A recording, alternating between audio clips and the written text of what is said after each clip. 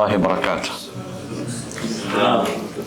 بسم الله الرحمن الرحيم. الحمد لله والصلاة والسلام على رسول الله وعلى آله وصحبه ومن والاه.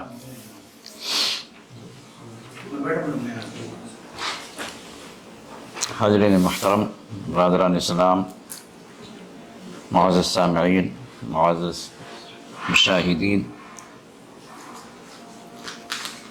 یہ دور حدیث کا ہمارا 11واں دن ہے یا 11ویں مجلس ہے۔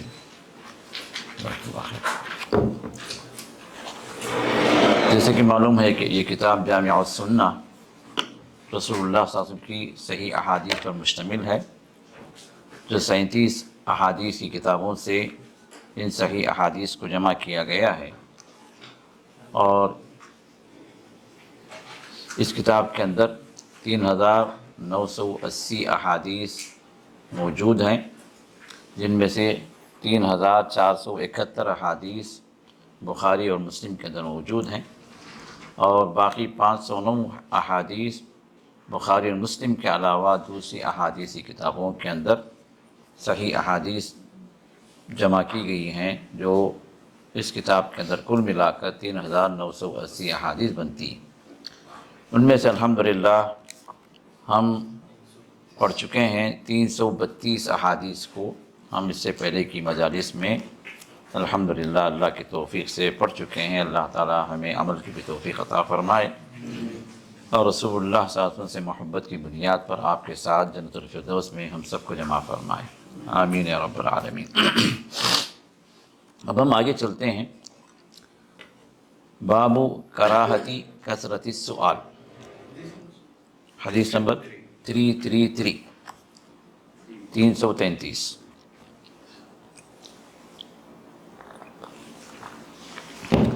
یہ دراصل چیپٹر ہے کتاب العلم کا، تیسری کتاب ہے، تیسرا چیپٹر ہے کتاب العلم، اور اس کا یہ تیسرا باب ہے، باب کراہتی کثرت السؤال۔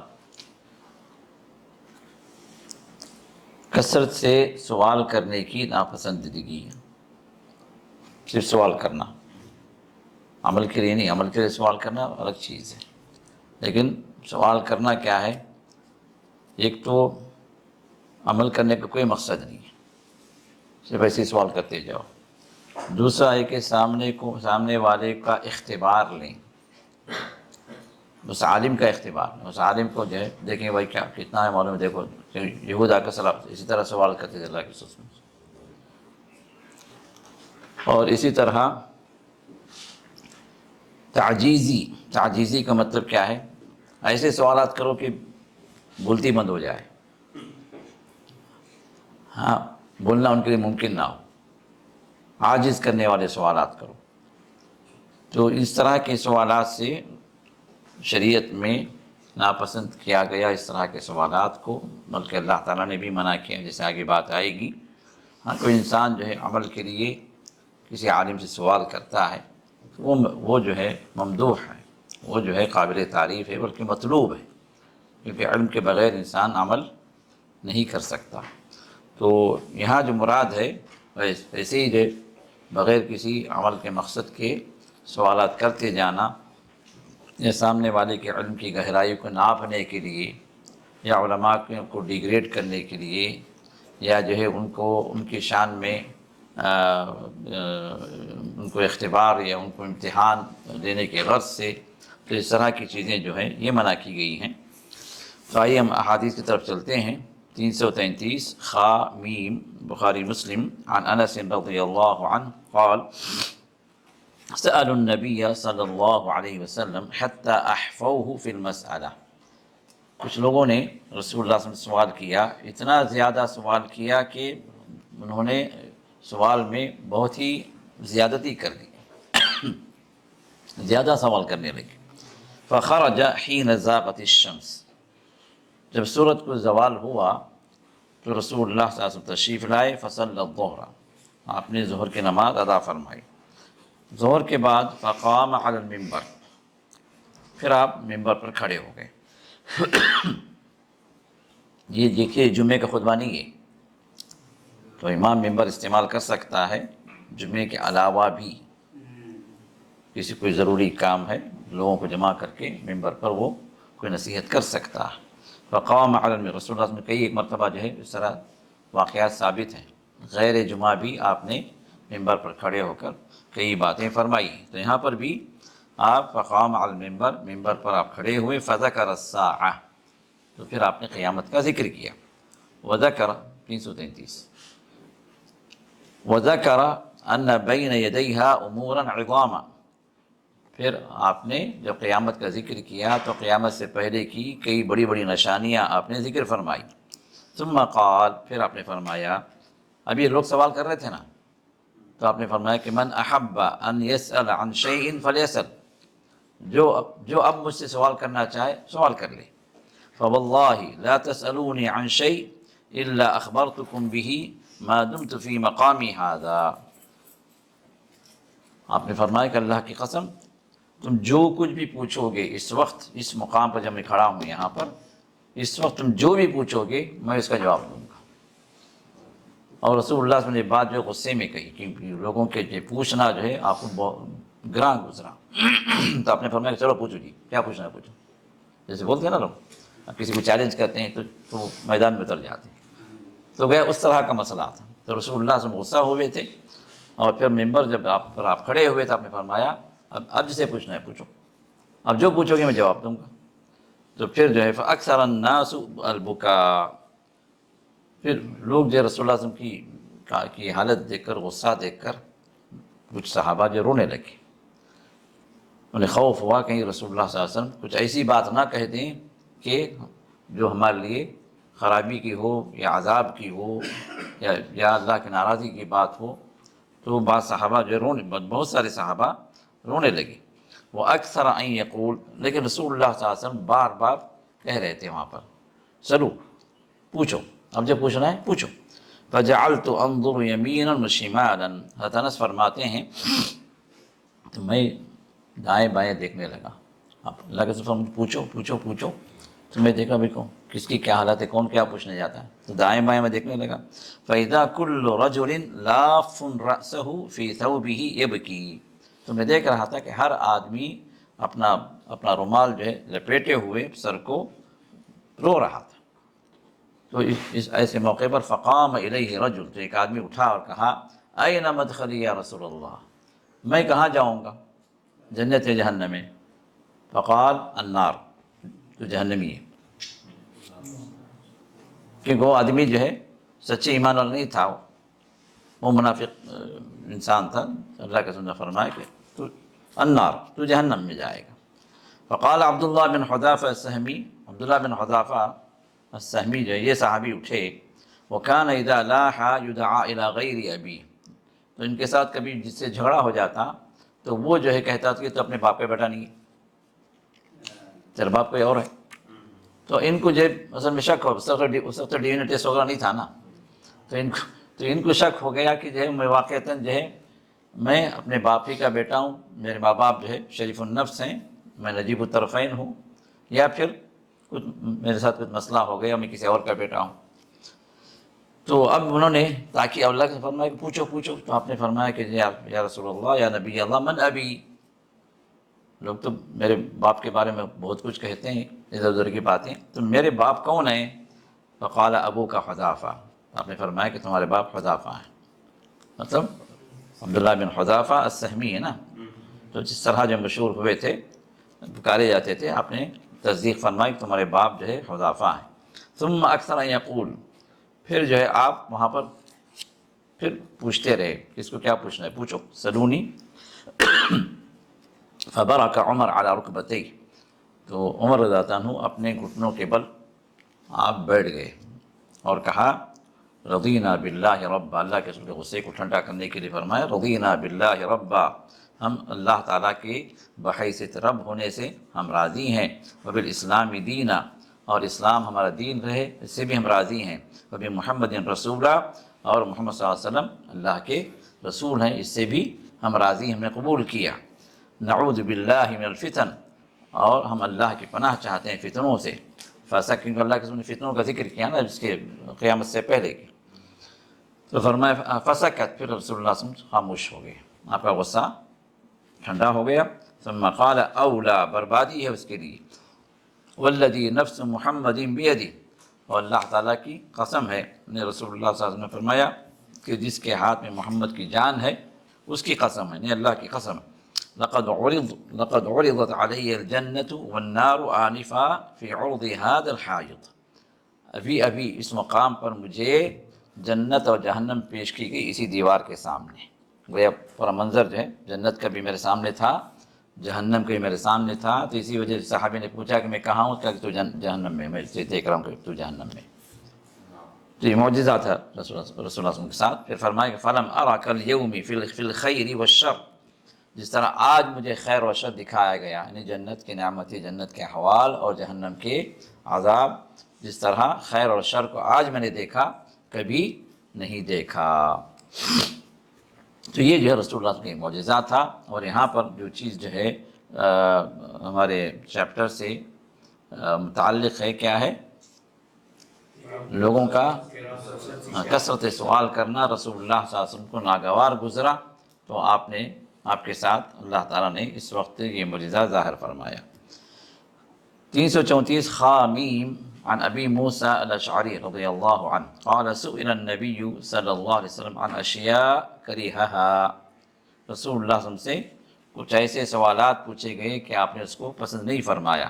فلما اکثر علیہ غضب، جب آپ سے سوالات کی کثرت ہو گئی تو آپ کو غصہ آ گیا۔ ثم قال للناس، پھر جو ہے اپنے لوگوں سے کہا۔ اب اس سے پہلے ایک حدیث میں کیا آپ ممبر پر چڑھے، پھر اس کے بعد جو ہے آپ نے پوچھا، یہ اب اس میں ممبر کا ذکر نہیں ہے، یہ حدیث جو ہے اور مختصر سے انداز سے بیان ہوئی ہے۔ ثم قال للناس سلونی عما شئتم، پھر آپ نے لوگوں سے پوچھا، لوگوں سے کہا کہ تم جو چاہے مجھ سے سوال کر لو۔ فقال رجل من ابی، تو ایک آدمی نے کہا کہ یا رسول اللہ صلی اللہ علیہ وسلم میرے والد کون ہے؟ فقال ابوک حذافہ، یہ کون تھے؟ یہ عبداللہ بن حذافہ السہمی۔ تو آپ نے فرمایا کہ تمہارے والد حذافہ ہیں۔ فقام آخر، تو دوسرا بھی ایک آدمی اٹھا، کہا یا رسول اللہ من ابی، میرے والد کون ہیں؟ شاید ان کے بارے میں بھی لوگ تہمت لگا رہے تھے۔ تو فرمایا کہ ابو کا سالم مولا شیبہ، تمہارے والد جو ہے کون ہے؟ سالم ہیں، جو شیبہ کے مولا تھے۔ مولا جو کئی معنوں میں استعمال ہوتا ہے عربی کے اندر، ایک تو غلام ہے، دوسرا جو ہے کسی قبیلے سے ان کا جو ہے تعلق ہے، تو اس قبیلے سے نسبت کرتے ہوئے بھی مولا کہا جاتا ہے۔ تو فلما رأى عمر بن الخطاب ما في وجه رسول اللہ صلی اللہ علیہ وسلم الغضب، جب عمر بن خطاب نے رسول اللہ کے چہرے پر غصے اور ناراضگی کے آثار دیکھے، قال یا رسول اللہ، تو کہا اے اللہ کے رسول، انا نتوب الی اللہ، ہم اللہ سے رجوع کرتے ہیں، توبہ کرتے ہیں۔ کس سے توبہ ہے؟ یہ انوانٹیڈ جو سوالات جو ہو رہے تھے، کثرت سوال، اس سے توبہ کرتے ہیں۔ 335 خامیم عن سعد بن ابی وقاص رضی اللہ عنہ ان رسول اللہ صلی اللہ علیہ وسلم قال، آپ نے فرمایا ان اعظم المسلمین فی المسلمین جرما من سأل عن شیء لم يحرم فحرم من اجل مسألتہ، مسلمانوں کے سلسلے میں مسلمان سب سے بڑا گنہگار وہ بندہ ہے، یہ وہ لوگ ہیں جو اس چیز کے بارے میں پوچھیں جو حرام نہیں ہوئی، اور پھر اس کے پوچھنے کی وجہ سے اس چیز کو اللہ نے حرام ٹھہرا دیا۔ ابھی پوری امت پر کوئی چیز حرام ٹھہرا دی گئی تو کس کی وجہ سے؟ اس بندے کے سوال کی وجہ، کیونکہ اللہ تو وما کان ربک نسیا، تمہارا رب تجھے بھولا ہوا نہیں ہے، بھولنے والا نہیں ہے، اس کو جو حکم دینا وہ حکم دے رہا ہے، وقتاً فوقتاً احکامات نازل ہوتے جا رہے ہیں۔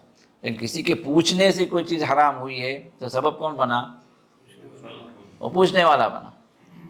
تو اسی وجہ سے رسول اللہ صلی اللہ علیہ وسلم نے آگے بھی حدیث آتی ہے، آپ نے فرمایا کہ جو ہے اللہ تعالیٰ نے کسی چیز کو بھولا نہیں ہے، وہ جو حرام ٹھہرا دے اس کو حرام سمجھو، اور جس سے وہ خاموش ہو جائے اس کے بارے میں سوال نہ کرو۔ تو آگے بھی اس میں جو ہے اسی ضمن میں اور جو ہے احادیث آ رہی ہیں، اور اللہ تعالیٰ کے فرمان بھی ہے سورۃ انعام کے اندر، یا ایھا الذین آمنوا لا تسألوا عن اشیاء ان تبد لکم تسؤکم، اے لوگ جو ایمان لائے ہو، تم ان چیزوں کا سوال نہ کرو جس کے بارے میں اگر بیان کر دیا جائے تو پھر تمہیں برا لگے گا۔ بات واضح؟ اسی وجہ سے صحابہ جو اللہ کے رسول سے پوچھنے سے خوف کھاتے تھے اور انتظار کرتے تھے کہ کوئی بدو آئے، کوئی جو گاؤں والا آئے اور وہ پوچھ لے، تاکہ صحابہ کو بھی فائدہ ہو جائے، تاکہ صحابہ پر اگر کچھ بات آ گئی تو ان پر الزام نہ آئے، ان کی وجہ سے کوئی چیز حرام نہ ہو جائے۔ 336 مسلم عن ابی ہریرہ رضی اللہ عنہ ان النبی صلی اللہ علیہ وسلم قال، آپ نے فرمایا ان اللہ یرضی لکم ثلاثا، کہ اللہ تعالیٰ تین باتوں کو پسند فرماتے ہیں تمہارے لیے، ویکرہ لکم ثلاثا، اور تین باتوں کو ناپسند کرتے ہیں تمہارے لیے۔ تین پسندیدہ ہیں اللہ کو، تین ناپسندیدہ۔ فیرضی لکم، تو جو اللہ تعالیٰ تمہارے لیے پسند کرتے ہیں وہ کیا ہے؟ نمبر 1 ان تعبدوہ ولا تشرکوا بہ شیئا، کہ تم اللہ تعالیٰ ہی کی عبادت کرو اور اس کے ساتھ کسی کو شریک نہ کرو۔ اور نمبر 2 وَأَن تَعْتَصِمُوا بِحَبْلِ اللَّهِ جَمِيعًا، اور تم سب مل کر اللہ کی رسی کو مضبوطی سے تھام لو۔ اللہ کی رسی سے کیا مراد ہے؟ قرآن اور حدیث، جس طرح تفسیر میں بات آ چکی ہے۔ نمبر 3 وَلَا تَفَرَّقُوا، اور فرقوں میں نہ بٹو۔ وَيَكْرَهُ لَكُمْ، اور جو چیزیں تمہارے لیے اللہ نے ناپسند کی ہیں وہ کیا ہے؟ قیل وقال، ایسے کہا گیا، جو لوگ جو ہے جو باتیں کرتے ہیں نا بغیر کسی تحقیق کے، بغیر کسی علم کے۔ وَكَثْرَةُ السُّؤَال، اور سوال زیادہ کرنا۔ اور نمبر 3 وَإِضَاعَةُ الْمَال، مال کو بیکار چیزوں میں ضائع کرنا یا مال کا اسراف کرنا، یہ تینوں چیزیں اللہ تعالیٰ نے ناپسند فرمائی ہیں۔ 337 خامیم عن عائشہ رضی اللہ عنہا قالت تلا رسول اللہ صلی اللہ علیہ وسلم، رسول اللہ صلی اللہ علیہ وسلم نے اس آیت کو تلاوت فرمایا۔ وہ آیت کیا ہے؟ هو الذی انزل علیک الکتاب منہ آیات محکمات وقرأت الى وما يذکر الا اولو الالباب، یعنی وہ آیت جو ہے آخر تک سورہ آل عمران کی آیت ہے، چوتھی آیت، 5ویں آیت ہے۔ تو اس آیت میں اللہ تعالیٰ نے جو فرمایا ہے، اور رسول اللہ صلی اللہ علیہ وسلم نے اس آیت کو تلاوت آپ نے فرمائی کہ هو الذی انزل علیک الکتاب، کہ وہی اللہ ہے جس نے آپ پر کتاب کو نازل کیا۔ کتاب سے مراد ہے قرآن کو نازل کیا۔ منہ آیات محکمات، ان میں وہ آیات بھی ہیں جو محکم ہیں، وَأُخَرُ متشابہات، اور وہ آیات بھی ہیں جو متشابہ ہیں۔ اب یہ محکم اور متشابہ سے مراد کیا ہے؟ محکم اور متشابہ سے مراد یہ ہے کہ محکم سے مراد جس کے معنی واضح ہیں، اور متشابہ سے مراد کیا ہے؟ جس کے معنی نہیں بتلائے گئے، جیسے حروف المقطعات ہیں، حامیم، یاسین، الف لام را، الف لام میم را، الف لام میم صاد، حامیم عین سین قاف، یہ حروف مقطعات جو آئے ہیں اس کے معنی کیا ہیں؟ اللہ اعلم بالمراد، کہ اللہ ہی بہتر جانتے ہیں اس کے کیا معنی ہیں۔ اب لوگ جو اپنی طرف سے جو اس میں بھی جو ہے انہوں نے لگا دیا، ہاں، کہ بھائی یاسین سے مراد اللہ کے رسول ہیں، الف لام میم سے مراد الف سے اللہ، لام سے جبریل، میم سے محمد۔ کہاں سے لائے سب چیزیں؟ جب اللہ اس کے رسول خاموش ہو گئے، پھر ہمارا اور آپ کا بھی کیا رویہ ہونا چاہیے؟ ہم بھی خاموش ہو جائیں اور اپنی طرف سے اس میں وہ بات نہ کہیں جو بات اللہ نے یا اس کے رسول نے نہیں فرمائی۔ تو ایک معنی تو محکم اور متشابہ کا یہ ہے، اور دوسرا معنی یہ ہے کہ محکم سے مراد جس کا معنی بالکل ظاہر ہے، واضح ہے، جس کی تفسیر جس کے مروی ہے، اور متشابہ سے مراد وہ ہے جس کی تفصیلات جو مروی نہیں ہیں، جیسے قیامت، جیسے حدیث کے اندر جو اس میں قرآن کے اندر دابۃ الارض کا ذکر کیا گیا۔ اب دابۃ الارض حدیث کے اندر قیامت کی بڑی نشانیوں میں سے زمین سے ایک عجیب و قسم کا جانور نکلے گا۔ اب قرآن کے اندر اس کی تفصیل نہیں ہے، جتنی تفصیل اللہ کے رسول سے ثابت ہے ہم کہیں گے کہ ہاں اس سے مراد یہ ہے، جو نہیں ہے اس کو اپنی طرف سے بیان نہیں کیا جائے گا۔ تو پھر آگے اللہ فرماتے ہیں یہ حضرت عائشہ فرماتی ہیں فَإِذَا رَأَيْتُمُ الَّذِينَ يَتَّبِعُونَ مَا تَشَابَهَ مِنْهُ، جب تم دیکھو کہ ان لوگوں کو جو محکم کو چھوڑ دیتے ہیں اور پیچھے پڑتے ہیں متشابہ، جو جس کے معنی واضح نہیں ہیں، یا جس کے معنی رسول اللہ صلی اللہ علیہ وسلم سے یا اللہ تعالیٰ سے مروی ہمیں معلوم نہیں ہوا ہے، وارد نہیں ہے، تو فَأُولَٰئِكَ الَّذِينَ سَمَّ اللَّهُ فَاحْذَرُوهُمْ، تو یہی لوگ ہیں جن کو اللہ تعالیٰ نے جن کا ذکر کیا ہے، تو لہذا تم ان سے بچو۔ کیا ذکر کیا ہے؟ تو اسی آیت میں اللہ نے فرمایا کہ فَأَمَّا الَّذِينَ فِي قُلُوبِهِمْ زَيْغٌ فَيَتَّبِعُونَ مَا تَشَابَهَ مِنْهُ ابْتِغَاءَ الْفِتْنَةِ وَابْتِغَاءَ تَأْوِيلِهِ، تو اللہ فرماتے ہیں کہ جن کے دلوں کے اندر ٹیڑھ ہے، کجی ہے، صحیح ایمان نہیں ہے، تو یہ لوگ کیا کرتے ہیں؟ محکم کو چھوڑ دیتے ہیں، اس کے معنی واضح ہیں، جو احکام واضح ہیں ان کو چھوڑ دیتے ہیں اور پیچھے پڑتے ہیں کس کے؟ متشابہ کے۔ اور وہاں پر مقصد کیا ہے؟ ابتغاء الفتنہ، فتنہ چاہتے ہیں یہ لوگ، ابتغاء تاویل، وہ اپنے طور سے جو معنی بیان کرنا چاہتے ہیں۔ یہ صحیح لوگوں کا منہج نہیں ہے، صحیح ایمان والوں کا یہ طریقہ نہیں ہے۔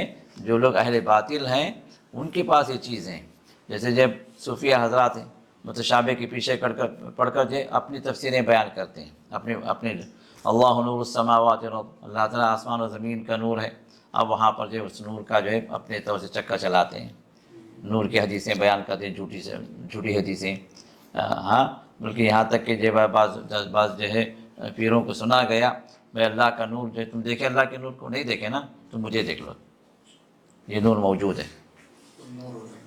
ہاں، تو اس طرح کی جو ہے الٹی سیدھی باتیں کرتے ہیں، اللہ ہدایت دے۔ تو یہ جو ہے متشابہ جو آیات ہیں، یہ وہ معنی جو اللہ اس کے رسول سے مروی نہیں ہیں، تو ان چیزوں کے پیچھے پڑھ کر وہ اپنے طور سے بیان کرتے ہیں، جو در حقیقت گمراہی کے اندر پہنچنا ہے۔ 338 خا عن انس رضی اللہ عنہ كنت عند عمر فسمعته يقول، میں حضرت عمر کے پاس تھا تو میں نے ان کو فرماتے ہوئے سنا، نہینا عن التکلف، ہمیں تکلف سے منع کیا گیا۔ اللہ نے بھی فرمایا کہ اپنے نبی علیہ السلام کو آپ کہیے وما انا من المتکلفین، میں تکلف کرنے والوں میں سے نہیں ہوں۔ اب یہاں تکلف سے مراد کیا ہے؟ کسی بھی مسئلے کو کریت کر پوچھنا، بھائی آپ حکم پوچھ لے، ہو گیا، یہ ایسا کیسا ویسا کیسا، جیسے بنی اسرائیل نے کیا نا، جب انہیں جو ذبح کرنے کا حکم دیا گیا کہ بھائی گائے ذبح کر دو، اب شروع ہو گئے، تو گائے کیسی ہو، جوان ہو یا بوڑھی ہو، ہاں، کالی ہو گوری ہو، کیا عمر چاہیے، اس کا کیسا رنگ چاہیے، ہاں۔ اب یہ تفصیلات اور کریت کر پوچھنا کہ کس کا طریقہ ہے؟ یہ یہودیوں کا طریقہ، اہل باطل کا طریقہ ہے، اور رسول اللہ صلی اللہ علیہ وسلم کو بھی اس طرح کی چیزوں سے اللہ نے منع کیا۔ 339 میم عن عبداللہ بن عمر بن عاص رضی اللہ عنہ قال حجرت الى رسول اللہ صلی اللہ علیہ وسلم یوما، میں رسول اللہ صلی اللہ علیہ وسلم کے پاس ایک وقت ظہر کے وقت پہنچا، فسمع اصوات رجلین اختلفا فی آیہ، تو میں نے دیکھا کہ وہاں پر دو صحابہ بیٹھے ہوئے ہیں اور ایک آیت میں وہ آپس میں ان کا تنازع چل رہا ہے، آپس میں نقاش چل رہی ہے، یہ کچھ بول رہے ہیں وہ کچھ بول رہے ہیں، جیسے ہوتا ہے نا ہمارے مجلسوں کے اندر، دو آدمی جمع ہو جاتے ہیں تو شروع ہو جاتے ہیں، یہ کچھ کہہ رہا ہے وہ کچھ کہہ رہا ہے، اور موضوع بحث کیا ہے؟ کوئی قرآن کی کوئی آیت ہوتی ہے، کوئی حدیث ہوتی ہے، نہ ان کو خبر ہے نہ ان کو خبر ہے، اور ایک دوسرے کے خلاف جو ہے، نہ یہ اس کی بات مانتا ہے نہ اس کی بات مانتا ہے، سب اپنی ہانکنے کی کوشش کرتا ہے۔ تو یہاں پر بھی کوئی ایسی طرح ایک منظر تھا، فخرج رسول اللہ صلی اللہ علیہ وسلم یعرف فی وجہ الغضب، تو رسول اللہ صلی اللہ علیہ وسلم آئے اور ان کے اس معاملے سے رسول اللہ صلی اللہ علیہ وسلم کے چہرے پر غصے کے آثار نمودار ہو گئے۔ فقال انما هلك من كان قبلكم باختلافهم في الكتاب، آپ نے فرمایا کہ اس سے پہلے کی قوم ہلاک و برباد ہوئی، کس وجہ سے؟ کتاب میں اختلاف کرنے کی وجہ سے۔ کتاب میں اب اختلاف کیا ہے؟ اپنی اپنی باتوں کو پیش کرنا، ہاں، علم کی بنیاد پر کوئی چیز ہے، بے نبی نے یہ فرمایا یا قرآن ہی میں اللہ نے دوسری جگہ اس کی وضاحت فرمائی، یہ اختلاف نہیں ہے، اختلاف کیا ہے؟ اپنے اپنے آراء کو پیش کرنا اور اپنی اپنی باتوں کو پیش کر کے ایک دوسرے کے مخالف ہو جانا۔ جزاک اللہ خیر۔ تو اس کی وجہ سے وہ ہلاک و برباد ہوئے۔ 340 خامیم بخاری و مسلم عن انس رضی اللہ عنہ قال بینما نحن جلوس مع النبی صلی اللہ علیہ وسلم فی المسجد، ہم رسول اللہ صلی اللہ علیہ وسلم کے ساتھ مسجد میں بیٹھے ہوئے تھے ایک مجلس میں، اذا دخل رجل علی جمل، ایک آدمی اونٹ پر آیا، ثم اناخہ فی المسجد، پھر وہ مسجد کے احاطے میں اس نے اپنی اونٹنی کو بٹھا دیا، کیونکہ مسجد اس وقت جو ہے فرش کیا تھا؟ کچا فرش تھا، مٹی سے مٹی تھا۔ تو مسجد کے باہر جو جہاں تک نماز پڑھتے ہیں اس کے بعد کا جو ایریا جو کھلا ہوا تھا، تو وہاں پر اونٹنی کو لایا، بٹھا دیا، پھر ثم عقل، پھر اس کو باندھ دیا، ثم قال، پھر پوچھا ایکم محمد، محمد کون ہے؟ اب یہ بدو تھا، اب اس کو ادب و احترام کا کوئی نہیں پتہ، کہا کہ کون بھائی محمد؟ والنبی صلی اللہ علیہ وسلم متکئ بین ظہرانیہم، رسول اللہ صلی اللہ علیہ وسلم کے درمیان میں ٹیک لگا کے آپ بیٹھے ہوئے تھے۔ فقلنا، تو ہم نے کہا کہ ھذا الرجل الابیض المتکی، یہ جو گورا چٹا جو بندہ بیٹھا ہوا ہے نا، جو ٹیک لگا کے، یہ ہے محمد۔ فقال له رجل، تو اس آدمی نے کہا ابن عبد المطلب، تم عبد المطلب کے پوتے ہو؟ ہمیں ابن سے مراد جو پوتا، ابن جو کہتے ہیں اس قبیلے کا وہ آدمی ہے، یا جو ہے اس خاندان کا وہ بندہ ہے، یا جو ہے اس دادا کا وہ پوتا ہے، تو ان سب کو ابن کہا جاتا ہے۔ تو کیا عبد المطلب کے جو ہے بیٹے؟ یہ بعض لوگ کیا کہ عبد المطلب بولتے ہیں ہمارے پاس، مطلب نہیں ہے، وہ مطلب ہے، مطلب جو ہے یہ نام کے مطلب، تو عبد المطلب۔ تو فقال له النبی صلی اللہ علیہ وسلم قد اجبتک، تو اللہ کے رسول نے فرمایا کہ میں تو بتا دیا نا کہ میں انہی کا پوتا ہوں۔ فقال رجل، تو اس آدمی نے کہا انی سائلک، دیکھو میں کچھ پوچھنے آیا ہوں، فمشدد علیک فی المسئلہ، بڑی سختی سے پوچھوں گا۔ وہ پہلے ہی بول دیا، کیونکہ جب یہ جو ہے گاؤں والے کیا ہوتے ہیں، سیدھے سادے ہوتے ہیں، دل ان کا صاف ہوتا ہے، بات تو سخت کرتے ہیں، لیکن اب اسی طرح یہاں پر بھی انہوں نے کہا کہ دیکھو میں کچھ پوچھنے والا ہوں، لیکن میں تھوڑا سا سختی سے پوچھوں گا، فلا تجد علی فی نفسک، میرے خلاف جو ہے آپ دل میں کچھ نہ رکھیں، برا نہ مانیں، یہ پہلے ہی بول دیا۔ پھر اس کے بعد کہا، آپ نے فرمایا کہ سل عما بدالک، ٹھیک ہے بھائی، جو تم کو جو چاہے پوچھ لو، جو مرضی ہے پوچھ لو۔ فقال اسألک بربک ورب من قبلک، میں اس رب کی قسم کھا کے کھاتا ہوں، آپ سے پوچھتا ہوں جو آپ کا بھی رب ہے اور آپ سے پہلے کا بھی رب ہے۔ دیکھیں مشرک ہیں یہ، ابھی کافر ہیں، ایمان نہیں لائے، کہ اس حالت تک ابھی تک ایمان نہیں لائے، لیکن اس پر ایمان ہے، رب پر ایمان ہے۔ تو مشرکین مکہ جو ہے رب کے منکر نہیں تھے، ملحد نہیں تھے، وہ جو ہے رب مانتے تھے، لیکن الہ اکیلا ماننے میں انہیں مشکل، وہ مانتے نہیں تھے۔ وہاں پر الوہیت کی بات آتی، عبادت کی بات آتی تو پھر تو یہ بھی ہیں، وہ بھی ہیں، وہ بھی ہیں، وہ بھی ہیں، ان سے بھی کچھ ہو سکتا ہے، ان کو بھی کچھ دینا، ان کو بھی راضی کرنا، ان سے بھی کام بنتا ہے، یہ عقیدے تھے، اور وہی عقیدے ہمارے اپنے لوگوں کے بھی موجود ہیں۔ تو رب کے اعتبار سے یہ عقیدہ موجود تھا، تو کہا کہ اس رب کی قسم جو آپ کا بھی رب ہے اور آپ سے پہلوں کا بھی رب ہے، قسم دلا کر انہوں نے پوچھا اللہ ارسلک الی الناس کلہم، کیا تمام انسانیت کی طرف آپ کو اللہ ہی نے رسول بنا کر بھیجا؟ کیا آپ حقیقی طور پر رسول ہیں کیا؟ قال اللہم نعم، کہا کہ بالکل بالکل۔ یہ اللہم نعم کیا ہے؟ یہ کہ عرب کا اسٹائل ہے، جب بات کو پختگی سے اقرار کرنا ہے تو اللہ کی طرف جو ہے اس کی نسبت کر کے کہتے تھے کہ بالکل بالکل صحیح بات، مطلب اللہ شاہد ہے، اللہ گواہ ہے، جو میں کہہ رہا ہوں وہ صحیح ہے۔ پھر اس کے بعد وہ کہتا ہے انشدک باللہ، تو اس اللہ کی میں قسم کھا کے آپ سے پوچھ رہا ہوں، اللہ امرک ان تصلی الصلوات الخمس فی الیوم واللیلہ، کیا ایک دن کے اندر 5 وقت کی نمازوں کا حکم کیا اللہ نے دیا ہے؟ تو آپ نے فرمایا کہ اللہم نعم، جی بالکل اللہ نے دیا ہے۔ پھر پوچھا انشدک باللہ، میں اللہ کی قسم دے کے پوچھتا ہوں، اللہ امرک ان تصوم ھذا الشہر من السنہ، سال میں سے ایک مہینے کا روزہ جو رکھنے کا آپ حکم دے رہے ہیں، کیا اللہ تعالیٰ نے حکم دیا ہے؟ تو کہا کہ اللہم نعم، جی ہاں بالکل۔ پھر پوچھا انشدک باللہ، یہ اسلام کے جو ارکان ہیں، کیونکہ رسول اللہ صلی اللہ علیہ وسلم جو ہے تبلیغ دعوت کے لیے صحابہ کو قریوں میں بھیجتے تھے، ان کو بتانے کے لیے بھائی اسلام کے احکام ہے، تم مسلمان ہو جاؤ۔ تو ان کے پاس بھی کوئی جو ہے کوئی قاصد پہنچا تھا، تو اب اس کی تصدیق کے لیے یہ یہاں پر پہنچے کہ واقعی یہ بات صحیح ہے یا نہیں۔ تو اب ان کو جن باتوں کا ان کے ساتھ ذکر کیا گیا، ان باتوں کو اب یہاں پر اللہ کے رسول سے پوچھ رہے ہیں یا ارکان اسلام کے بارے میں۔ تو یہاں پر پھر آپ نے پوچھا، اب اس کا ہو گیا کس کا،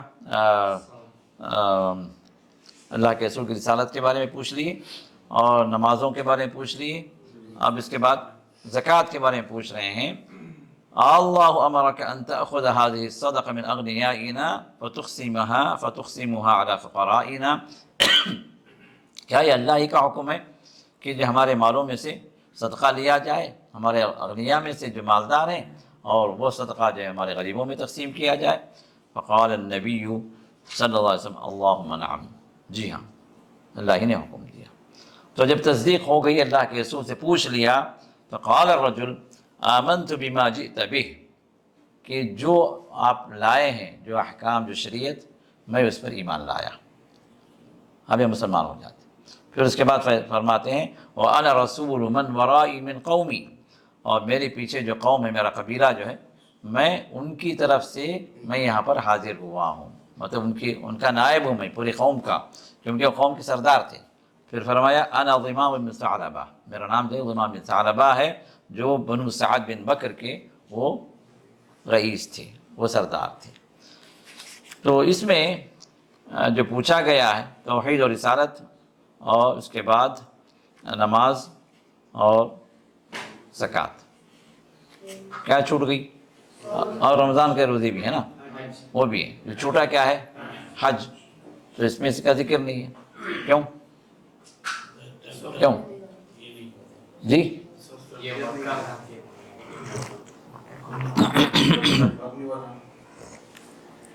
کیونکہ حج اس وقت تک فرض نہیں ہوا تھا نا، حج فرض ہوا کب؟ 9 ہجری میں، رسول اللہ صلی اللہ علیہ وسلم کے آخری زندگی میں، کیونکہ آپ 11 ہجری کے ربیع الاول میں آپ کا انتقال ہو گیا، تو 9 ہجری میں حج فرض ہوا، لیکن رسول اللہ صلی اللہ علیہ وسلم نے اس سال آپ نے حج نہیں فرمایا۔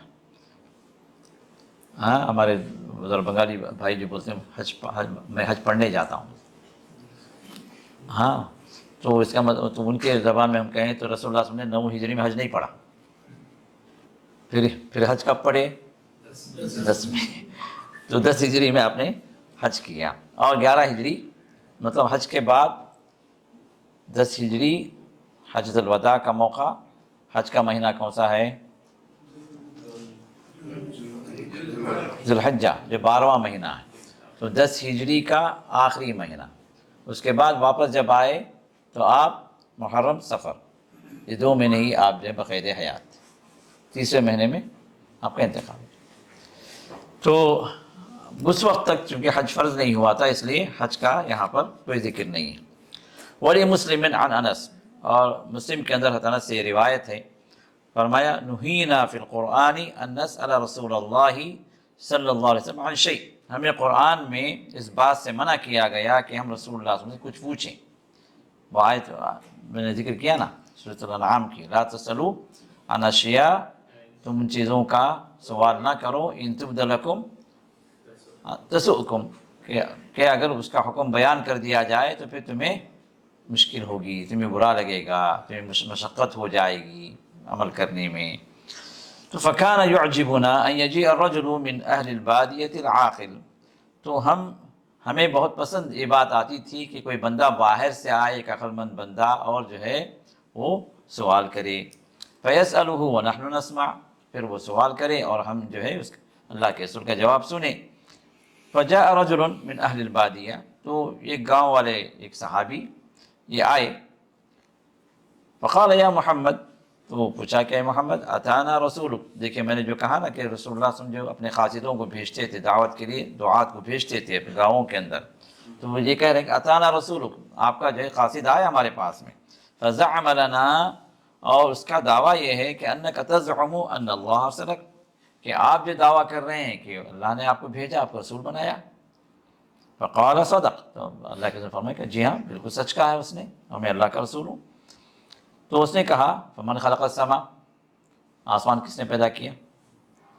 قال اللہ، اللہ کے رسول فرمائے کہ اللہ نے پیدا کیا۔ پھر پوچھا فمن خلق الارض، زمین کس نے پیدا کی؟ قال اللہ، تو اللہ کے رسول فرمایا کہ اللہ نے پیدا کیا۔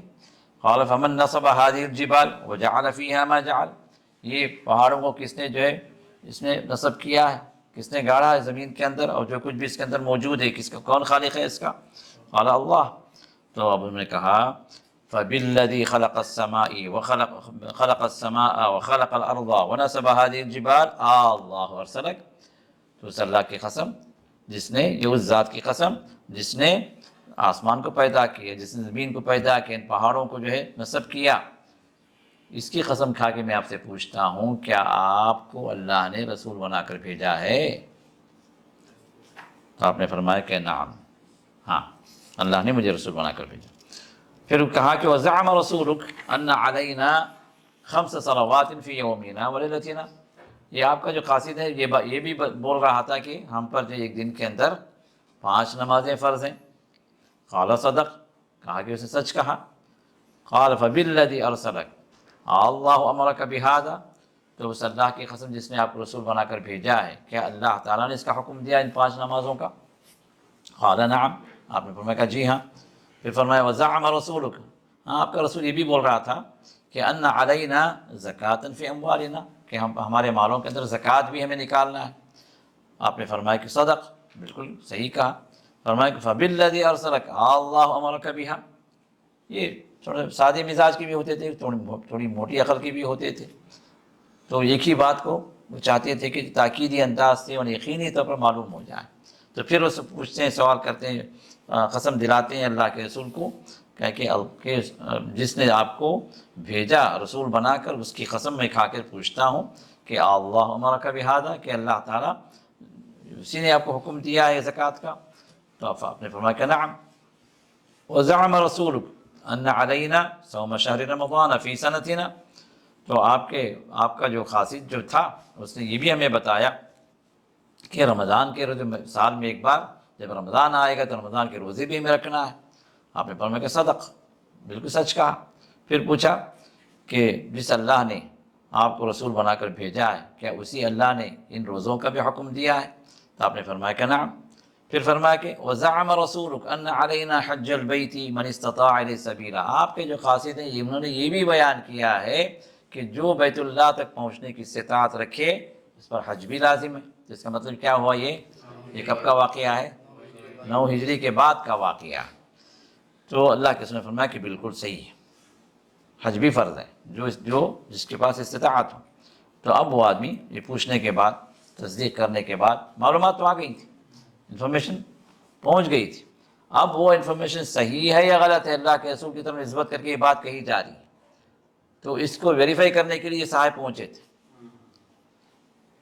دیکھیے ایک بدو آدمی ہے، پتہ نہیں کتنے 100 کلومیٹر دور طے کر کے یہاں پر پہنچا ہے، صرف اس وجہ سے کہ صحیح بات ہے یا غلط بات ہے پوچھنے کی۔ اور ہمیں جو اتنی بھی توفیق نہیں، تو واٹس ایپ پہ میسج آتا ہے فوراً جو فارورڈ کر دیتے ہیں، ہمیں پتہ بھی نہیں کہ صحیح بات ہے غلط بات ہے۔ تو اسلام کے احکام کو جاننے کے لیے ضروری ہے کہ اس کی نسبت جب کی جا رہی ہے اللہ کی طرف، اللہ کے رسول کی طرف، تو ہمیں اور آپ کو یہ ذمہ داری بنتی ہے کہ ہم اس کی تصدیق کریں، اس کو ویریفائی کریں کہ بات صحیح ہے یا غلط ہے، عمل کرنے سے پہلے اور اسی طرح دوسروں کو بتانے سے بھی پہلے۔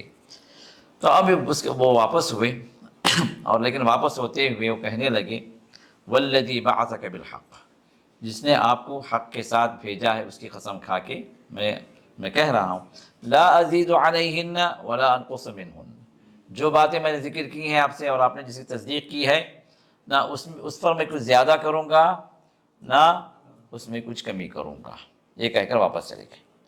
فقال النبی صلی اللہ علیہ وسلم، تو اللہ کے رسول نے فرمایا لئن صدق لیدخلن الجنہ، اگر یہ اپنے قول میں سچا ہے، اپنے عمل میں سچا ہے، جو باتیں آپ سے ذکر کی ارکان اسلام تھے نا یہ، تو اگر اس میں یہ ارکان اسلام کو سچے انداز سے اگر وہ عمل کرنے لگا ہے تو لَيَدْخُلَنَّ الْجَنَّةَ، تو یہ ضرور جنت میں داخل ہوگا۔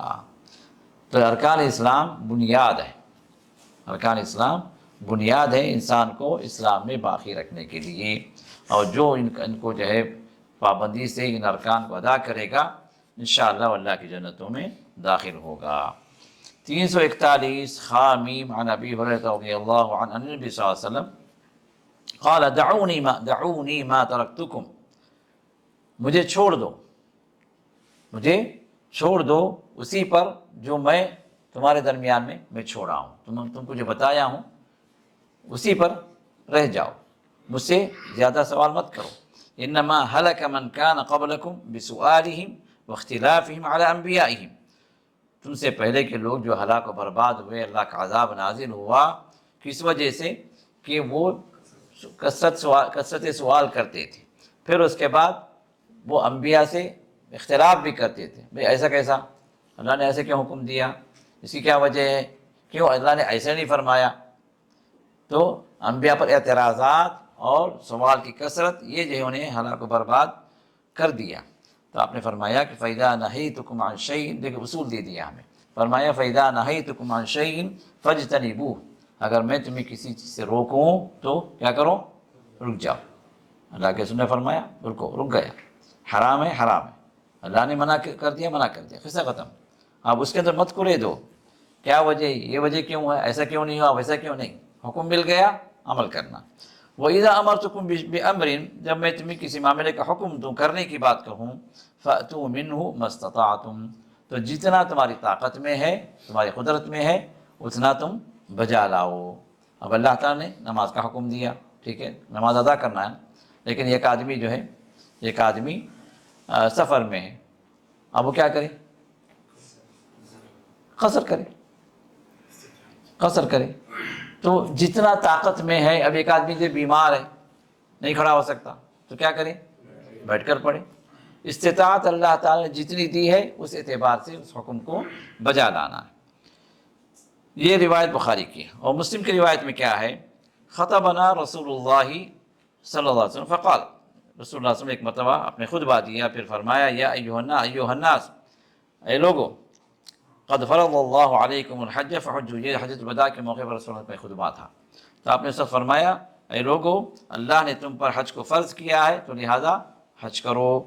فقال رجل، ایک آدمی نے کہا کل عام، دیکھو جو سوال سے منع کیا گیا نا، اس کی ایک مثال یہاں پر دی گئی ہے، کیوں اللہ کے رسول نے منع کیا سوالات سے۔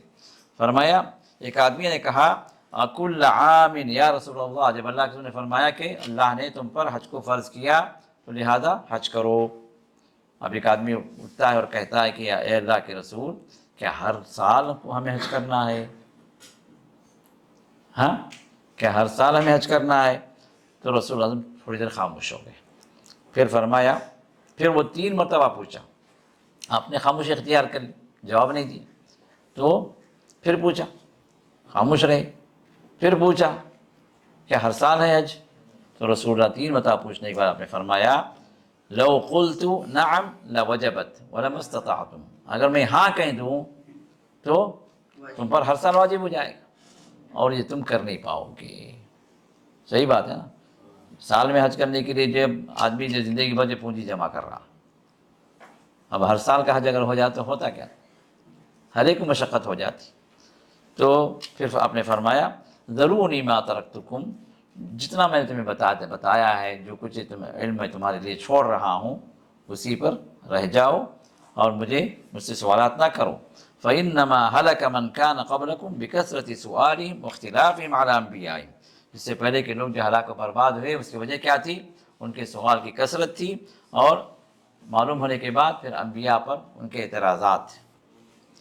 فَإِذَا أَمَرْتُكُمْ بِشَيْءٍ، تو جب تمہیں کسی بات کا حکم دوں کرنے کا، فَأْتُوا مِنْهُ مَا اسْتَطَعْتُمْ، تو جتنا تم کر سکتے ہو کرو، اور وَإِذَا نَهَيْتُكُمْ عَنْ شَيْءٍ فَدَعُوهُ، اور جب میں تمہیں کسی بات سے روکوں تو چھوڑ دو، رک جاؤ۔ 342 عن ابن عباس رضی اللہ عنہ، ابن عباس کی روایت ہے، قال، آپ فرماتے ہیں كان قوم يسألون رسول اللہ صلی اللہ علیہ وسلم استہزاءً، کچھ لوگ تھے جو رسول اللہ صلی اللہ علیہ وسلم سے آ کے سوال کرتے تھے ہنسی مذاق میں، اللہ کے رسول کا ٹھٹول اڑانے کے لیے، دیکھو یہ نبی ہے جی، یہ نبی ہے، دیکھو اس کا جواب نہیں معلوم، کیونکہ رسول اللہ صلی اللہ علیہ وسلم جو بھی بیان فرماتے وہ وحی کے ذریعے فرماتے۔ کوئی سوال آپ سے کیا جاتا اور آپ کو اس کا علم نہیں دیا گیا تو کیا کرتے ہیں، خاموش ہو جائیں، جیسے اصحاب کہف کا سوال تھا، 3 سوالات کیے گئے نا جو سورہ بنی اسرائیل کے جو ذکر کیے گئے، تو یہ یہود جو 3 سوالات یہ لوگ کیے مشرکین مکہ کو، ایک اور روایت میں کہ مشرکین مکہ کو یہ لوگ پیچھے سے چابی دے کے چھوڑے، جاؤ جاؤ جا کے پوچھے تھے کہ اگر نبی ہے تو یہ بتائے گا، نبی نہیں ہے تو یہ نہیں بتا سکتا۔ تو اس میں سے سوال کیا تھا اصحاب کہف کا، دوسرا تھا ذوالقرنین کا، تیسرا سوال تھا روح کے بارے میں، روح کیا ہے۔ اب رسول اللہ صلی اللہ علیہ وسلم کو علم نہیں دیا گیا تھا کیونکہ پچھلے زمانے میں قصے تھے، تو آپ نے فرمایا کہ کل آ جاؤ، کل جواب دے دیتا ہوں۔ اور ذہن میں کیا تھا کہ جبریل تو آ رہے ہیں روزانہ، تو جبریل آئیں گے تو میں پوچھ لوں گا، پھر ان کو جواب دے دوں گا، لیکن آپ نے انشاءاللہ نہیں کہا، انشاءاللہ نہیں کہا۔ تو اللہ تعالیٰ نے انشاءاللہ کی اہمیت کو بتانے کے لیے نبی سے وحی کو روک لیا، جبریل کو نہیں بھیجا۔ اب 1 دن گزرے، 2 دن گزرے، پورا مہینہ نکل گیا، اور رسول اللہ انتظار میں جبریل آئیں گے تو میں پوچھ کے بتاؤں گا۔ آپ یہاں پر یہ لوگ جو بول رہے کہ دیکھیں اپنے آپ بڑا جو بول رہے تھے نا نبی نبی رسول بول کے، کدھر ہے، کہاں ہے جواب ان کے؟ تو رسول اللہ سے بڑی تکلیف ہوتی تھی کہ ابھی مذاق اڑا رہے ہیں، ٹھٹول اڑا رہے ہیں۔ تو اس کے بعد پھر جبریل نازل ہوئے اور یہ آیتیں لے کر آئے، وَلَا تَقُولَنَّ لِشَيْءٍ إِنِّي فَاعِلٌ ذَلِكَ غَدًا إِلَّا أَن يَشَاءَ اللَّهُ۔ آپ کبھی نہیں یہ نہ کہیں کہ میں یہ کام کل کر دوں گا، کل جواب دے دوں گا، کل بتا دوں گا، سوائے کہ تم انشاءاللہ کہو، اگر اللہ چاہے تو اسی وجہ سے اگر اللہ چاہے تو انشاءاللہ کہہ کر کوئی انسان قسم بھی کھا لے تو قسم جو ہے پوری ہونا ضروری نہیں ہے، یہ معلوم ہے آپ، قسم کا کفارہ ضروری نہیں ہے۔ بھائی قسم کھاؤ، میں یہ کام کروں گا، قسم کھاؤ جی میں یہ کام ضرور، اللہ کی قسم میں یہ کام ضرور کروں گا انشاءاللہ۔ اگر انشاءاللہ کا ٹیگ لگا دیا تو اس کی قسم کا اعتبار نہیں ہے، ہاں کیونکہ وہ اللہ کی مشیت پہ چھوڑ دیا۔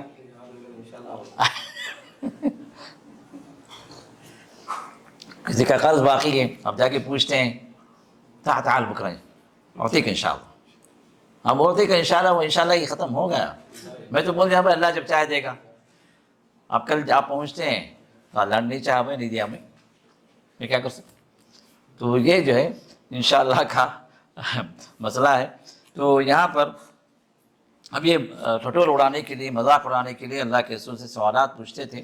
فیقول الرجل، تو کوئی پوچھتا من ابی، میرا باپ کون ہے ذرا بتاؤ۔ اللہ کے رسول تھوڑی کس کا باپ کون ہے جو ڈی این اے ٹیسٹ کے بغیر جو بتانے کے لیے اللہ کے رسول آئے تھے، ہاں۔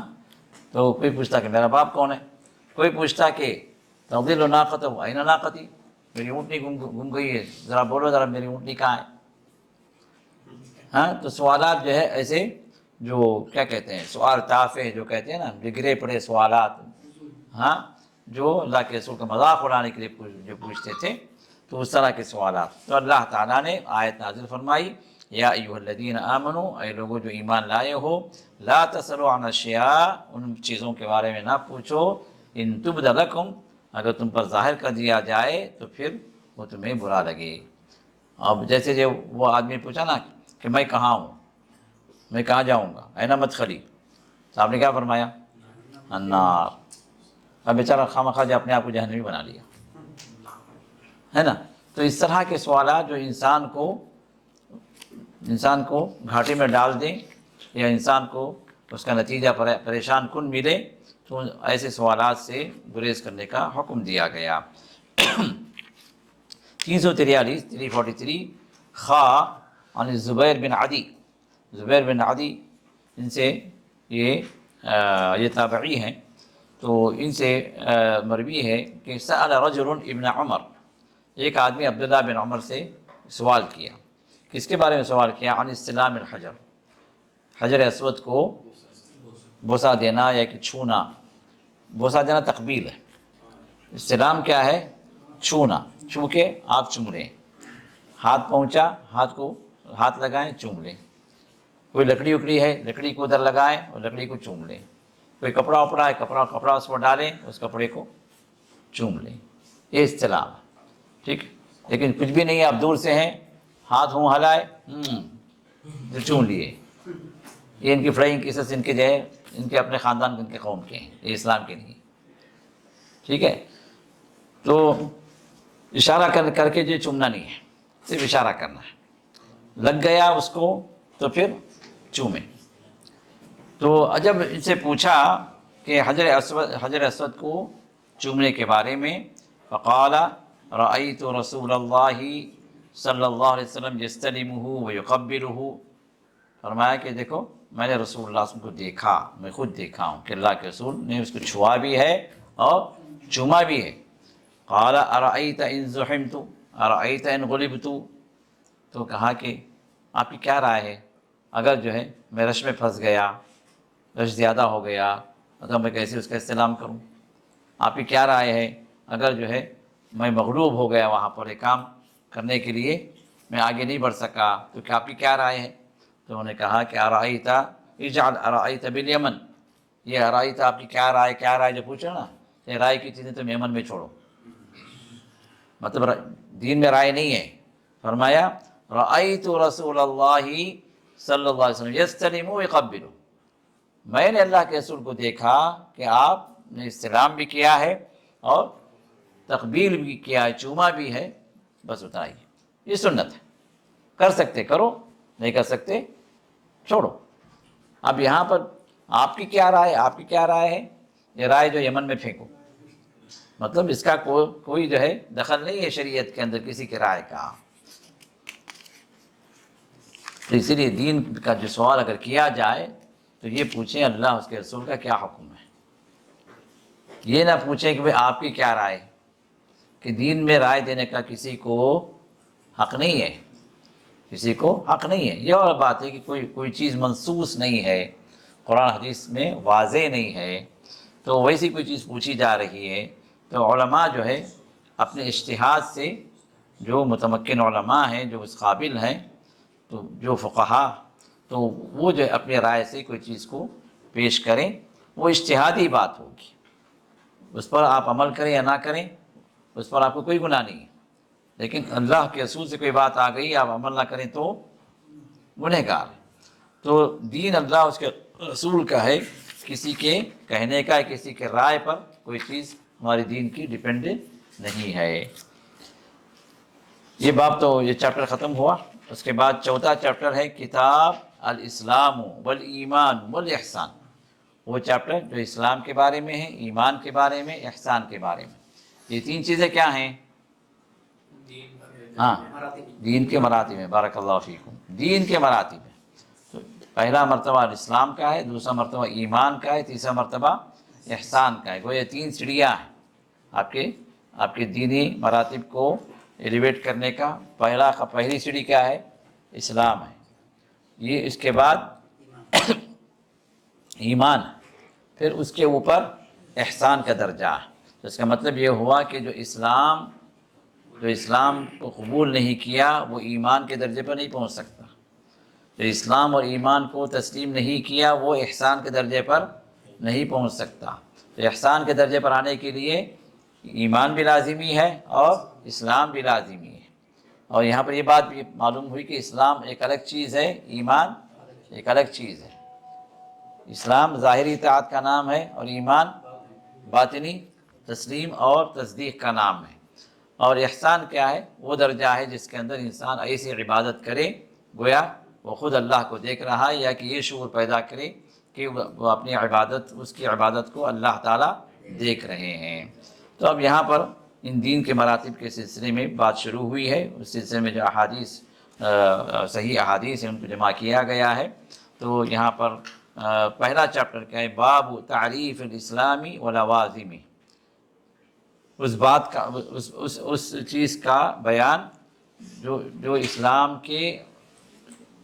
اسلام کو بیان کرنے والی جو احادیث ہیں اور اسلام سے ریلیٹڈ جو چیزیں ہیں ان کو بیان کرنے والی احادیث اس باب میں جمع کیا گیا۔ 344 خامیم بخاری و مسلم عن ابن عمر قال رسول اللہ صلی اللہ علیہ وسلم بنی الاسلام علی خمس. یہ مشہور حدیث ہے کہ اسلام کے 5 ارکان ہیں. شہادت اللہ الہ الا اللہ وان محمد عبدہ ورسولہ، یہ کلمے کی گواہی کہ اللہ کے سوا کوئی عبادت کے لائق نہیں ہے، اس بات کی گواہی دینا، اور اس بات کی گواہی دینا کہ محمد صلی اللہ علیہ وسلم اللہ کے بندے بھی ہیں اور رسول بھی ہیں. بندے بھی ہیں، رسول بھی ہیں، مطلب بندے ہونے کے اعتبار سے پورے بندے ہیں، سب اللہ کے بندے ہیں. لیکن جو چیز دوسرے بندے نہیں ہو کیا ہے؟ رسول. یہ صرف اللہ کے رسول کے لیے یہ مرتبہ خاص ہو گیا.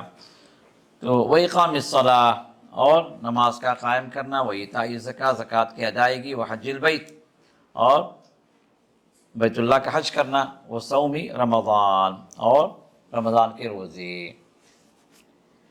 یہ مسلم کی حدیث ہے. اور بخاری کے جو حدیث ہے، نہیں دوسری ایک اور روایت میں، مسلم ہی کی اور روایت میں، الاسلام ان تشہد ان لا الہ الا اللہ، اسلام کیا ہے کہ تم اللہ کی وحدانیت کی گواہی دو اور محمد صلی اللہ علیہ وسلم کی رسالت کی گواہی دو، نماز کو قائم کرو، زکوٰۃ کو قائم کرو، زکوٰۃ کو ادا کرو، اور رمضان کے روزے رکھو، اور اگر تمہیں استطاعت ہے تو حج بیت اللہ کرو. اب یہاں پر کیا ہے؟ حج بیت اللہ کو بعد میں ذکر کیا اور رمضان کے روزوں کو پہلے ذکر کیا. تمام احادیث کے اندر جو بات مشترک ہے وہ کیا ہے؟ پہلے کلمے کی گواہی، پھر اس کے بعد پہلا رکن جو بندے پر فرض ہوتا ہے وہ کیا ہے؟ نماز. یہ 2 چیزوں میں اختلاف نہیں ہے، یہ 2 چیزیں ہر حدیث کے اندر آپ کو اسی ترتیب سے ملیں گی. اس کے بعد جو ہے روزے ہیں، زکوٰۃ ہے، حج ہے. اب اس کے بارے میں روات کا اختلاف ہے کہ کون آگے کون پیچھے. کوئی راوی جو ہے رمضان کے روزوں کو زکوٰۃ پر مقدم کیے، کوئی راوی جو ہے زکوٰۃ کو مؤخر کیے، اور حج کو جو ہے انہوں نے پہلے ذکر کر دیا. تو یہ 3 چیزوں کے اندر بعض روایات کے اندر ترتیب آگے پیچھے ہے، لیکن مشہور جو روایات ہیں، جو ارکان ہیں، وہ اسی ترتیب سے ہیں. کیا ہے؟ کلمے کی گواہی، ہاں نماز، جی زکوٰۃ، صوم اور حج. یہ 5 ارکان، لیکن یہ 5 جو ہے کیا ہے؟ رکن میں داخل ہیں، چاہے آگے پیچھے اس کا بیان آیا ہے بعض روایات میں، اس سے کوئی فرق پڑنے والا نہیں ہے، کیونکہ جس نے جیسے سنا اس نے اس طرح بیان کر دیا. تو بنی الاسلام، پھر ایک اور روایت میں بنی الاسلام علی خمسہ، 5 چیزوں پر اسلام کی بنیاد قائم ہے، یعنی ارکان ہیں. علی ان یوحد اللہ و اقام الصلاۃ، کہ جو ہے وہ جو ہے اللہ کی توحید کو بیان کرے اور نماز قائم کرے، وہ ایتاء الزکاۃ، زکوٰۃ کو ادا کرے، وہ صیام رمضان، اور رمضان کے روزے رکھے، اور حج اگر استطاعت ہے تو حج کرے. وفی اخری لہ، اور ایک اور روایت میں مسلم ہی کی، علی ان یعبد اللہ ویکفر بما دونہ، کہ اس بات کا بھی اقرار کرے کہ وہ اللہ ہی کی عبادت کرے گا، اور اللہ کے سوا جس کی بھی عبادت کی جاتی ہے اس کا کفر کرے گا. جیسے اس میں آتا ہے نا آیت الکرسی کے اندر، آیت الکرسی کے بعد کے آیات میں جو کیا ہے، نہیں اس کے بعد والی آیت، لا اکراہ فی الدین قد تبین رشد من الغی فمن یکفر بالطاغوت ویؤمن باللہ فقد استمسک بالعروۃ الوثقی. جو طاغوت کا انکار، طاغوت کیا ہے؟ کل ما عبد من دون اللہ، اللہ کے سوا جس کی بھی عبادت کی جائے وہ کیا ہے؟ وہ طاغوت میں داخل ہے. تو اس کا طاغوت کا انکار کرنا اور اللہ ہی کی عبادت کا اقرار کرنا، یہ خود بھی کیا ہے؟ توحید ہے. اور بعض روایات میں توحید کا بیان ان الفاظ سے کیا گیا ہے کہ اللہ ہی کی عبادت کا اقرار کرو، اور اللہ کے سوا جس کی بھی عبادت کی جائے اس کا تم کفر کرو. 345 خامیم عن طلحہ بن عبید اللہ، طلحہ بن عبید اللہ جو ہے یہ فرماتے ہیں کہ جاء رجل الى رسول اللہ صلی اللہ علیہ وسلم من اہل نجد سائر الراس، کہ ایک آدمی آیا نجد سے. نجد کیا ہے؟ کون سا علاقہ ہے؟ جو بھی جو ہے نجد کیا ہے؟ جو بھی علاقہ جو اوپری اس پر ہو، مطلب جو اونچائی پر ہو، تو اس علاقے کو نجد کہا جاتا ہے. تو حدیث میں جو نجد جو ہے نجد دو چیزوں کو کہا گیا، ایک جو ہے نجد جزیرۃ العرب، جزیرہ عرب کا نجد کیا ہے، یہ ریاض، قصیم اور اس طرح کے جو علاقے ہیں یہ نجد میں شامل ہیں، اور ایک نجد العراق، عراق کا نجد، اور عراق کے نجد ہی کے بارے میں رسول اللہ صلی اللہ علیہ وسلم نے فتنوں کا ذکر کیا، فتنوں کا ذکر کیا جس کے اندر جو ہے ہناک الزلازل والفتن، تو زلزلے وہاں ہوں گے اور جو ہے فتنے بھی وہیں سے پیدا ہوں گے، عراق سے۔ تو اس لیے رسول اللہ صلی اللہ علیہ وسلم کے بعد جو فتنے جو پیدا ہوئے یہ سب عراقیوں کا، انہی لوگوں کا کارنامہ تھا، جہاں پر یہ لوگ فتنوں کو پھیلائے، حضرت علی کے خوارج کا نکلنا، عثمان کو شہید کرنا، پھر حضرت علی کے خلاف محاذ بنانا، شیعوں کا جو پیدا ہونا، یہ شیعوں کا اصل گھر کیا ہے، یہ نجد العراق، نجد العراق سے مراد کیا، آج کا جو ایران اور عراق یہ شامل ہے، یہ جو فتنوں والی جگہیں ہیں۔ اور اسی طرح رسول اللہ صلی اللہ علیہ وسلم نے فرمایا کہ جو ہے جب دجال نکلے گا تو اس کا ساتھ دینے والے بھی یہی عراقی ہوں گے، یہی ایرانی اور عراقی یہی لوگ ہیں، یہ نجد والے۔ اسی وجہ نے فرمایا کہ جب دجال نکلے گا تو 70,000 یہودی اپنے کالے کالے لبادے اوڑھ کر، یہ 70,000 یہودی جو اس کا ساتھ دیں گے دجال کا، یہ اصفہان سے نکلیں گے، اور اصفہان کہاں ہے، ایران۔ تو ایرانی یہ یہودی ہیں جو آج بھی ہیں، سب سے زیادہ اگر یہودیوں کا اگر بسیرا اگر ہے تو اصفہان میں آج بھی ہے۔ ایران والے بیان نہیں کرتے ہمارے پاس یہودی ہیں، جبکہ ان کے پارلیمنٹ میں یہودی لوگ موجود ہیں، نہیں ہیں تو کون نہیں ہیں، سنی موجود نہیں ہے۔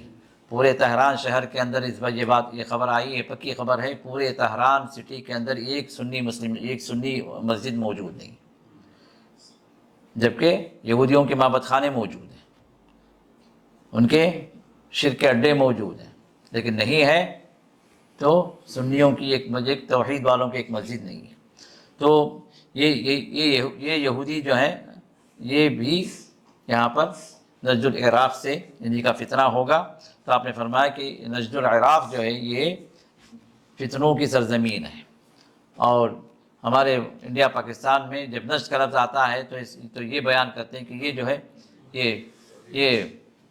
یہ وہابی نجدی بولتے ہیں نا، یہ وہابی نجدی، ہاں، تو نجدی مراد نہیں کہ امام عبد الوہاب نے جو پیش کیا ہے توحید کو جو دعوت دی ہے، قرآن حدیث کی دعوت کو انہوں نے جو زندہ کیا، تو اس کو کہتے ہیں فتنہ، جبکہ وہ اصلاح تھی، عقیدوں کی اصلاح تھی، اور فتنوں کا اللہ کے جو فرمایا وہ نجد العراق ہے، یہ سرزمین نہیں ہے۔ جی کس کا یہ جو نجد ہے وہ عراق کے بارے میں، عراق ہے، جی نجد العراق ہے، اس کی وضاحتیں ہیں، احادیث ہیں اس سلسلے میں، آپ نے اشارہ بھی کیا، جو آپ نے جو اشارہ جو کیا وہ عراق کی جانب اشارہ کیا تھا، احادیث کے اندر اس کی وضاحت موجود ہے۔ تو بہرحال تو یہاں جو ہے یہ فرماتے ہیں کہ نجد والوں میں سے ایک صاحب آئے، اور ان کا حال کیا تھا، سائر الراس، سفر سے آئے نا، مسافر ہیں، تو بال پراگندہ، نسمع دوی صوته ولا نفقه ما یقول، تو وہ آئے اللہ کے رسول سے جو قریب میں ہو گئے، سرگوشی کے انداز سے جو کچھ بات کرنے لگے، وہ کیا کہہ رہے ہیں ہم وہیں بیٹھے، ہمیں سمجھ نہیں آ رہا، کیونکہ سنائی نہیں دے رہا کیا پوچھ رہے ہیں۔ تو حتیٰ دنا برسول اللہ صلی اللہ علیہ وسلم فإذا هو يسأل عن الاسلام، تو یہاں تک کہ اللہ کے رسول سے قریب ہو کر وہ اسلام کے بارے میں سوال کر رہے تھے، بھائی اسلام کیا ہے، اسلام کے ارکان کیا ہیں بتائیے۔ فقال رسول اللہ صلی اللہ علیہ وسلم 5 صلوات فی اليوم واللیلہ، آپ نے فرمایا کہ 5 نمازوں کی ادائیگی دن اور رات میں۔ فقال هل علی غیرہن، کیا اس کے علاوہ بھی کچھ مجھے پڑھنا ہے؟ آپ نے فرمایا کہ لا، نہیں، فرض اتنا ہی ہے، الا ان تطوع، ہاں اگر تم اس سے زیادہ کرو گے تو وہ نفل ہے، نفلی طور پر اور تم نمازیں پڑھ سکتے ہو، لیکن فرض اتنا ہی ہے 5 وقت۔ فقال رسول اللہ صلی اللہ علیہ وسلم وصیام رمضان، پھر فرمایا کہ رمضان کے روزے رکھنا ہے، تو انہوں نے کہا کہ هل علی غیر، کہ رمضان کے روزوں کے علاوہ بھی کچھ روزے فرض ہیں کیا؟ اور نے فرمایا کہ لا الا ان تطوع، فرض تو نہیں ہے، لیکن اگر تم اس کے علاوہ بھی روزے رکھو گے تو وہ نفل میں داخل ہوگا۔ फ़क़ाल ज़करा लहू रसूलुल्लाह सल्लल्लाहु अलैहि वसल्लम ज़का, फिर आपने ज़कात का भी ज़िक्र फरमाया। तो उसको सुन के कहा कि क्या इसके अलावा भी और भी मुझे कुछ माल देना है अल्लाह की राह में? क़ाल ला इल्ला अन ततव्वा, नहीं फ़र्ज़ इतना ही है, उससे ज़्यादा अगर दोगे तो नफिल में दाखिल होगा, सदका है वो। फ़अदबर रजुल, तो वो आदमी वहाँ से वापस हुआ। वहुव यक़ूल, और जो है वो कह रहे थे वापस होते हुए, वल्लाहि ला अज़ीदु अला हाज़ा वला अनक़ुस मिन, अल्लाह की कसम जो आपने बयान किया ना उस पर मैं कुछ ज़्यादा करूँगा ना उसमें कुछ कमी करूँगा। फ़क़ाल रसूलुल्लाह सल्लल्लाहु अलैहि वसल्लम अफ़लह इन सदक़, और एक रिवायत में दखल जन्ना इन सदक़, ये आदमी कामयाब हो गया अगर वाक़ईतन ये सच्चा है। और एक दूसरी रिवायत में दखल जन्ना, ये आदमी जन्नती है अगर ये अपने कौल में और अमल में सच्चा रहा। तो अब ये रिवायत बताती है कि इसमें हज का जिक्र नहीं है। तो इसका मतलब क्या हुआ? हाँ नहीं, शहादत तो बुनियाद है, क्योंकि वो पहले ही पूछ लिया ना। उसी के पहले वो जो करीब हुए तो उसी वक्त जो कन्वर्सेशन शुरू हो चुका था। अब ये जो सुने वो जो बयान कर रहे हैं जी।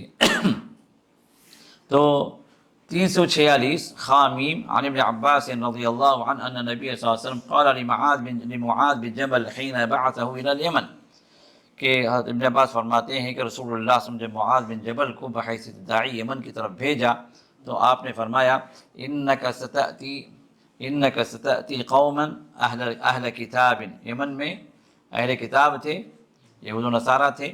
तो आपने फरमाया कि देखो तुम जब जहाँ जा रहे हो ना वो वहाँ वो जो है वो अहल किताब वहाँ पर हैं। फ़इज़ा जिअतहुम, जब तुम उनके पास जाओ, फ़दउहुम इला अन यशहदू अल्ला इलाहा इल्लल्लाह व अन्न मुहम्मदुर रसूलुल्लाह। तो पहला काम क्या है? अक़ीदे की दावत दो। देखिए यहाँ पर जो है आ गई अवलवियत किसको है दावत देने की। मालूम जो पढ़ते ना भाई नमाज की दावत दो, मस्जिद की दावत दो, काफ़ी है, मस्जिद में आ जाएंगे इस्लाह हो जाएगी, नहीं होगी।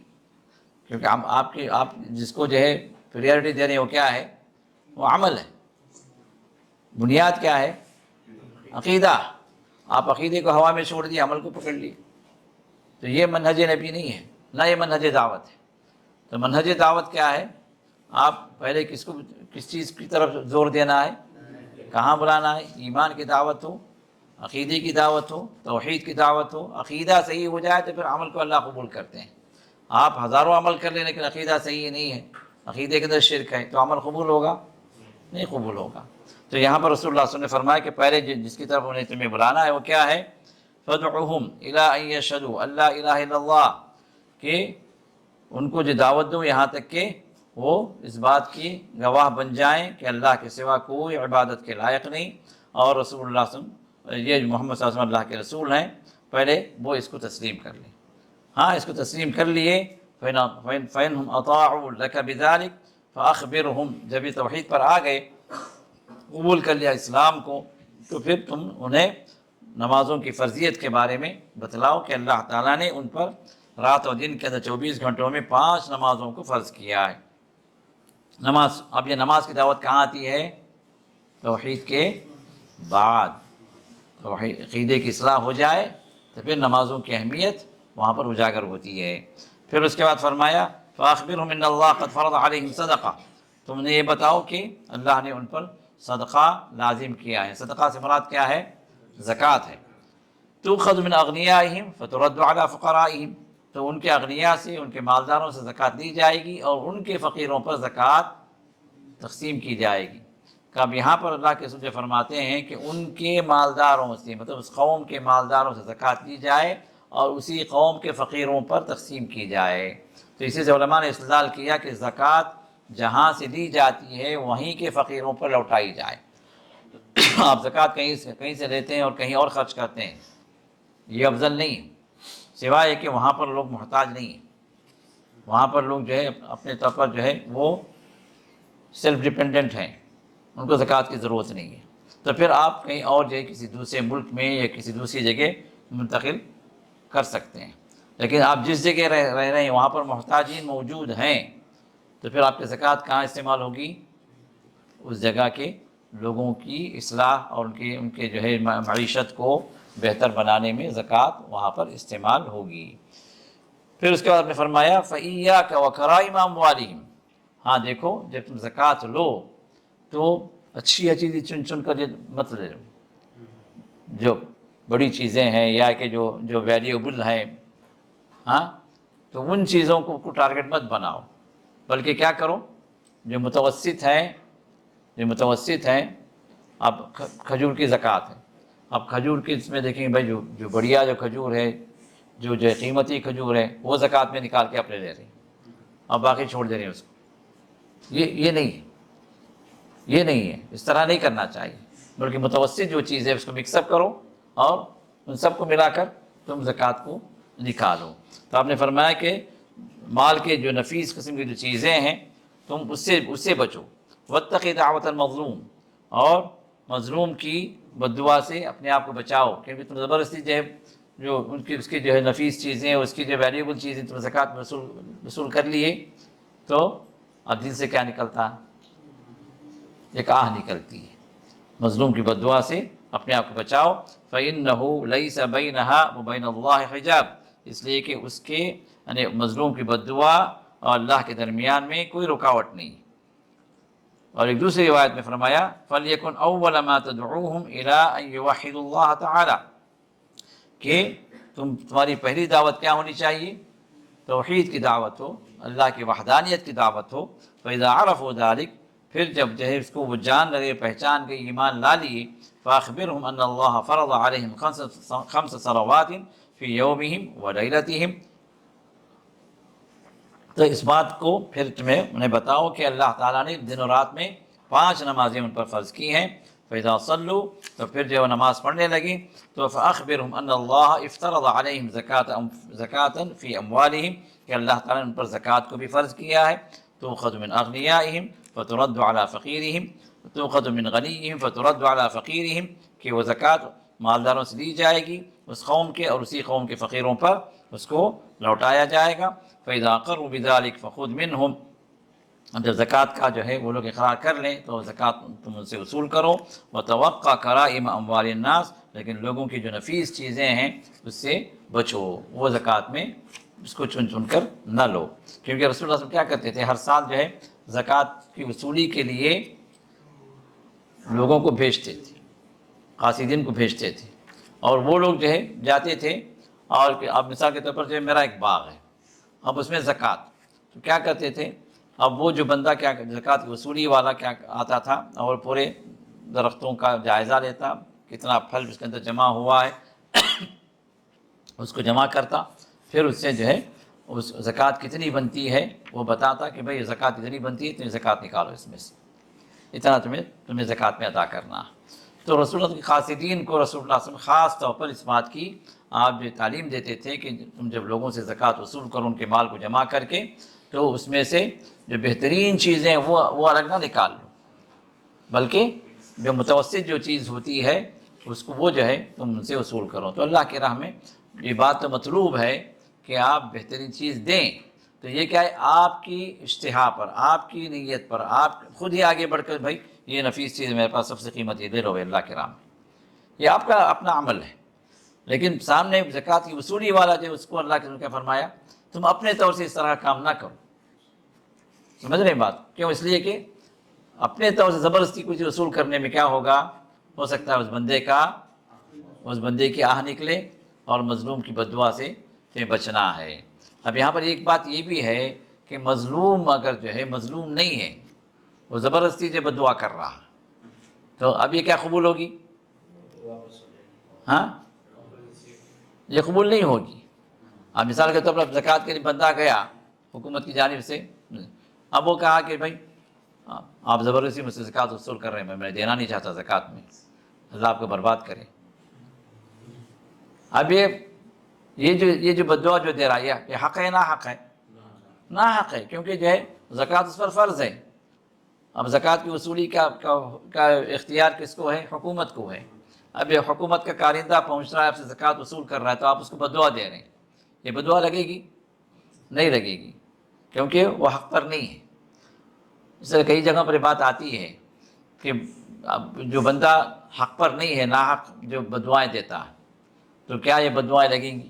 کئی لوگوں نے مجھ سے سوال کیا کہ وہ اپنے والدین کو جتنا کچھ ان کی حاجت ہے اس سے زیادہ دیتے ہیں، لیکن پھر بھی جو ہے ماں کیا کرتی ہے، کسی ایک بیٹے کو پیسہ یہاں سے لیتی ہے، کسی ایک بیٹے کو دے دیتی ہے، جو چھوٹا بیٹا ہے یا اس کو چہیتا بیٹا ہے، اور بار بار جو ہے کئی جگہوں پر کئی لوگ مجھے آ کے بیان کیے اس مسئلے کو کہ ماں باپ جو ہے یا خاص طور پر ماں جو ہے بڑے بچوں سے، بڑے بیٹوں سے وصول کرتے رہتے ہیں، اور ان کی حاجت جو ہے اس سے کہیں زیادہ وصول کرتے ہیں، بلکہ اپنے آپ کو بچا کر کیا کرتے ہیں، وہ اپنے کسی چھوٹے بچے کو یا بیٹی کو دیتے رہتے ہیں، اور مزید مانگنے پر اگر یہ بیٹا نہ دے تو بددعائیں دیتے ہیں۔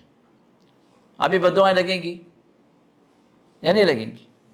کیونکہ بددعائیں حق پر نہیں ہیں، وہ انصاف پر نہیں ہے، تو ناحق جو بددعائیں ہیں وہ بددعائیں کارگر نہیں ہیں۔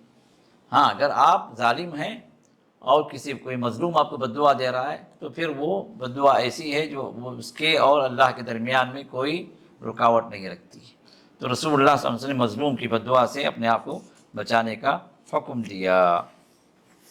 تو یہاں ہم رکتے ہیں، اس کے بعد ہم جو ہے شروع کریں گے 347 347 انشاءاللہ، پھر یہاں سے ہم آگے بڑھیں گے۔